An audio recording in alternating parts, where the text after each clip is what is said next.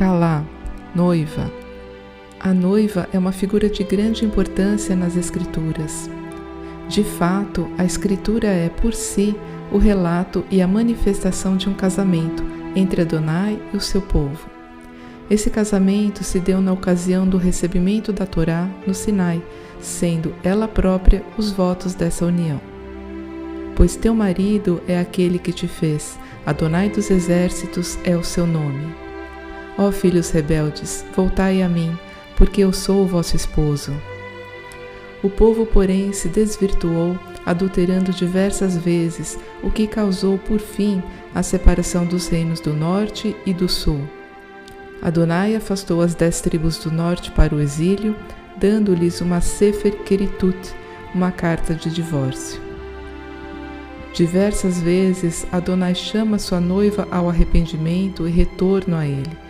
Porém, mesmo que o povo aceitasse, havia um impeditivo legal. Devarim, Deuteronômio 24, 1-4.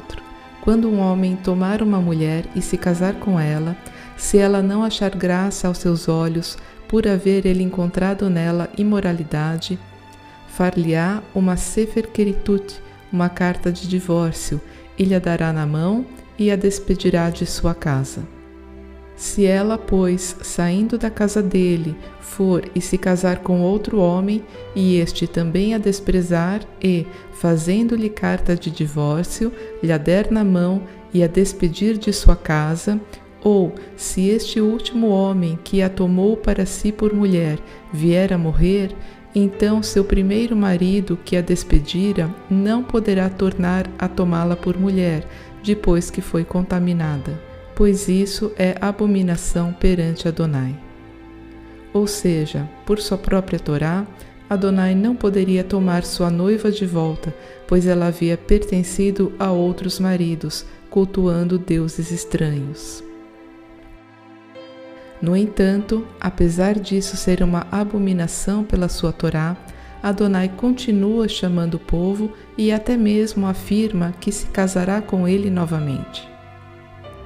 Então eu me casarei contigo por toda a eternidade, eu te tornarei minha esposa em retidão, em justiça, em graça e compaixão. Percebemos então que o Altíssimo tinha uma solução para esse grande problema, uma vez que não poderia transgredir sua própria lei, nem tampouco a promessa desse novo casamento que havia proclamado por meio de seus profetas. Essa solução não parecia muito simples, pois apenas com a morte do primeiro marido, a mulher poderia livrar-se do adultério que pesava sobre si, e aí estaria livre para casar-se novamente. Mas como a noiva poderia voltar ao seu primeiro marido, estando ele morto? Ou ignorais, irmãos, pois falo aos que conhecem a Torá, que a Torá tem domínio sobre o homem por todo o tempo que ele vive? Porque a mulher casada está ligada pela Torá ao seu marido enquanto ele viver, mas, se ele morrer, ela está livre da lei do marido. De sorte que, enquanto viver o marido, será chamada adúltera se for de outro homem, mas, se ele morrer, ela estará livre desta Torá, e assim não será adúltera se for de outro marido.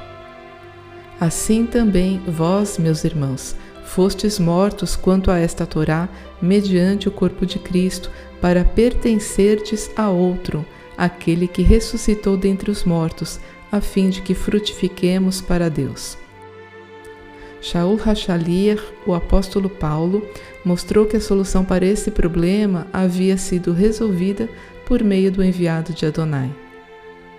Porque Adonai te chamou como a mulher desamparada e triste de espírito, como a mulher da mocidade que fora repudiada, diz o teu Elohim. Yeshua HaMashiach, aquele em cujo corpo habita a plenitude da divindade, precisou morrer, a fim de trazer sua noiva de volta, pois apenas com a morte do marido a mulher fica desimpedida para casar-se de novo. Respondeu-lhes Yeshua: é possível que os amigos do noivo fiquem de luto enquanto o noivo ainda está com eles? Dias virão quando o noivo lhes será tirado, então jejuarão. A partir da vinda do Messias, fica centrada nele a figura do noivo, a fim de que ele resgate as ovelhas perdidas e as conduza para um estado de pureza requerido para a noiva. Além dessa relação com a noiva, o retorno de Yeshua também pode ser compreendido através das etapas do antigo casamento judaico. Depois de firmada a promessa do casamento, noivo e noiva separam-se por um tempo, a fim de que cada um se prepare adequadamente para a etapa final, que será a união do casal de fato. Durante este período, o papel do noivo é providenciar a casa, e a noiva, por sua vez, cuida dos seus itens pessoais para o casamento, roupas, adornos, etc. Além disso, é um período de consagração, onde ela examina sua vida, eventualmente mudando atitudes e comportamentos, a fim de estar pronta espiritualmente para a santidade dessa aliança. Terminado esse intervalo de preparação, o noivo, ou em hebraico Hatan, retorna para celebrar sua união definitiva com a Kalá. De fato, o antigo casamento judaico é um lindo espelho que revela o relacionamento de Yeshua com suas ovelhas, desde o momento em que se conhecem até quando celebrarão suas bodas. Porém, hoje vamos observar aspectos diferentes desta história. Conhecer a origem da palavra hebraica kalá, noiva, abre nossos olhos para um entendimento muito maior do seu papel.